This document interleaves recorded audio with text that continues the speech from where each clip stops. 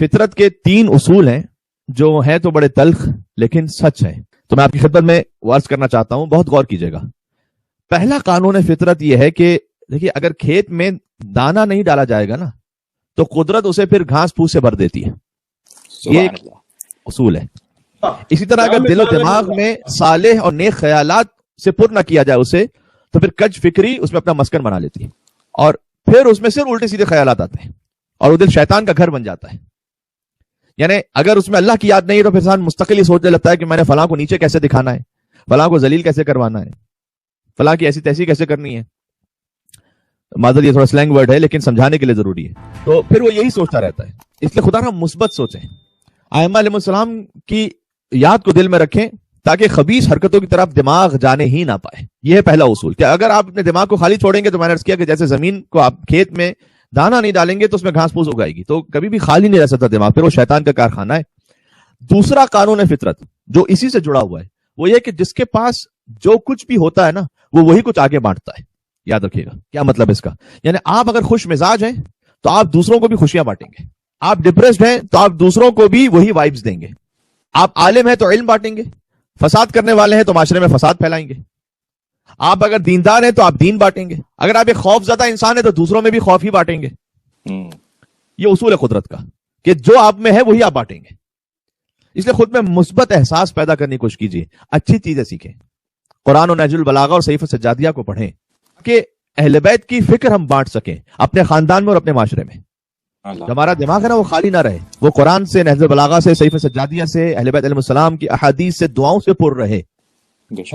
اور پھر اس کے لیے وہی ضروری ہے کہ امام بارگاہ سے منسلک رہیں اور اپنے بچوں کو بھی کم از کم سنڈے اسکول سے منسلک رکھیں۔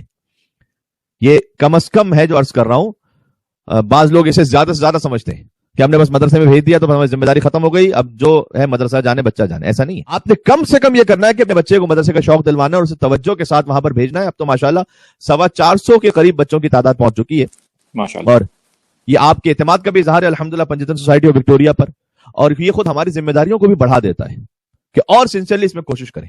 تو اپنا ذہن اگر خالی رکھیں گے تو اس میں کہیں نہ کہیں شیطان کے وسوسے آئیں گے، شہوتیں آئیں گی، غلاظتیں آئیں گی، لہٰذا اس ذہن کو پر کیجیے اہل بیت کے کلام سے، خدا کے کلام سے، اچھی کتابوں سے، اچھے علماء کی گفتگو سے، اور جو آپ کے پاس ہوگا پھر آپ وہی بانٹیں گے آگے۔ تو یہ دوسرا قانون فطرت ہو گیا۔ اور تیسرا قانون قدرت وہ بھی بڑا اہم ہے، وہ یہ ہے کہ آپ کو زندگی میں جو کچھ بھی حاصل ہوا ہے نا، اللہ کی جو بھی نعمتیں، اسے ہضم کرنا سیکھیں، آپ آبزرو کرنا سیکھیں چیزوں کو، اس لیے کہ دیکھیں جب کھانا ہضم نہیں ہوگا نا تو بیماریاں پیدا ہوتی ہیں۔ اسی طریقے سے مال و ثروت اگر ہضم نہ ہو تو غرور و تکبر کا نشہ ہوتا ہے، بے شک، پھر اسی غرور و تکبر میں انسان غلطیاں بھی بڑی بڑی کرتا ہے۔ اسی طرح اگر کوئی بات ہضم نہ ہو پائے تو پھر چغلی اور غیبت بڑھتی ہے نا، اور بھی ایگزامپلس ہیں اس کی، مثلا اب مجھ جیسے انسان کو سمجھنا چاہیے کہ اگر تعریف ہضم نہ ہو پائے تو پھر ریاکاری بڑھے گی۔ بہت خوب۔ اس طریقے سے اگر مثلا مثبت تنقید بھی ڈائجسٹ نہ ہو پائے تو پھر دشمنی بڑھے گی، اقتدار اور طاقت ہضم نہ ہو پائے تو خطرات بڑھیں گے۔ یہ سب زندگی کے بڑے اہم اصول ہیں جنہیں ہمیں سمجھنے کی ضرورت ہے، اور یہی بات حتیٰ غموں کے لیے بھی ہے۔ دیکھیں ہر انسان کی زندگی میں ہمیشہ فقط خوشیاں نہیں ہوتی، ہمیشہ فقط سکون اطمینان نہیں ہوتا، بہت مرتبہ غم پریشانیاں بھی ہوتی ہیں۔ کون سا ایسا انسان ہے کہ جس کی زندگی میں غم نہیں ہے؟ اب چاہے وہ بل گیٹس ہی کیوں نہ ہو، طلاق تو اس کی زندگی میں بھی ہے۔ اس سے سمجھ میں آتا ہے کہ آپ پیسے سے ہر چیز خرید نہیں سکتے، کچھ برکتیں اور رحمتیں ایسی ہیں جو فقط توفیق پروردگار سے حاصل ہوتی ہیں۔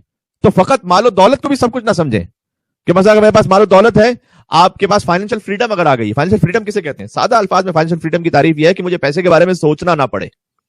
جب آپ کو پیسے کے بارے میں سوچنا نہ پڑے تو خود بخود اس کا مطلب ہے کہ آپ فائنینشیل فریڈم پہ پہنچ چکے۔ لیکن یہ سب کچھ نہیں، دعا مانگے کہ اللہ اس کے ساتھ ساتھ ہمیں توفیقات معنوی بھی عطا فرمائے اور ذلتوں سے محفوظ رکھے۔ تو دنیا کا کوئی امیر سے امیر انسان بھی ایسا نہیں ہوگا جس کے دل میں کوئی غم نہیں ہوگا۔ تو غم، پریشانیاں، مشکلات ہر ایک کی زندگی میں کہیں نہ کہیں ہیں۔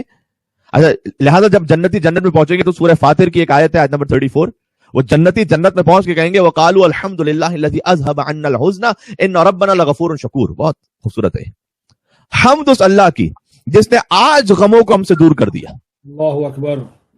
یعنی باقاعدہ جنتی اس پر شکر ادا کریں گے کہ اب ہم غموں سے دور ہو گئے، اس لیے کہ جنت میں کوئی حزن ہے نہ کوئی غم ہے، وہاں پر وصال یار ہے، فصل نہیں ہے، وہاں وصل ہے۔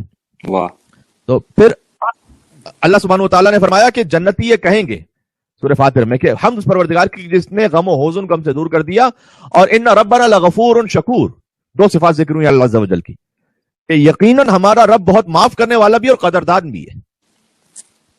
تو کیا پیغام ملا ہمیں؟ پیغام یہ ملا کہ غم اس کے دور ہوں گے جو مغفرت طلب کرنے والا اور شکر کرنے والا ہو، تو وہ اس مقام تک پہنچ جائے گا کہ وہ جنت میں جا سکے۔ اور ورنہ جتنا بھی آپ کو مل جائے، کسی نہ کسی چیز کے نہ ہونے کی وجہ سے آپ ڈپریس رہیں گے۔ اگر اسے اپنے سر پہ سوار رکھیں گے تو ڈپریس رہیں گے۔ ایسا نہیں ہو سکتا کہ اگر میں نے کہا کیا نا کہ دنیا کی ساری دولت بھی مل جائے تو کیا غم ختم ہو جائیں گے؟ نہیں ہے۔ نتیجہ کیا ہوتا ہے پھر؟ اگر انسان کہیں نہ کہیں کسی غم میں مبتلا ہے اور وہ اس کو صحیح طریقے سے ڈائجسٹ اور ایبزارب نہیں کر پا رہا، تو جو میں کہہ رہا تھا، تعریف ہضم نہ ہونے کی صورت میں ریاکاری بڑھتی ہے، دولت ہضم نہ ہونے کی صورت میں تکبر بڑھتا ہے، اسی طرح سے کوئی غم کو ہضم نہ کر سکے تو مایوسی بڑھتی ہے۔ اور اسی خاطر وہ جو ایک شاعر نے کہا تھا کہ جب تک میرے ماں باپ موجود تھے تو مجھے کسی غم کا احساس نہیں ہو پاتا تھا، اچانک ایسا کیا ہو گیا کہ جب ماں باپ دنیا سے گزر گئے تو پھر ہر طرف سے غم کی کیفیت مجھے محسوس ہوتی ہے۔ اور اس پہ شاعر نے اور اس کی مزید تشریح کی کہ وجہ اس کی یہ تھی کہ جو ماں باپ تھے وہ ہر غم کو غم امام حسین میں چھپا کے رکھتے تھے۔ سبحان اللہ، سبحان اللہ، کیا کہنے۔ تو اگر ہم اس طرح سے اسے سیکھ جائیں کہ ورنہ اگر ہم دنیا کے غم کو مستقل اپنے اوپر طاری رکھیں گے اس سے مایوسی بڑھتی رہے گی۔ تو اس لیے اللہ کی نعمتوں کو ہضم کرنا سیکھیں، جسے ہم شرعی زبان میں کہتے ہیں کہ شکر کرنا سیکھیں۔ بے شک۔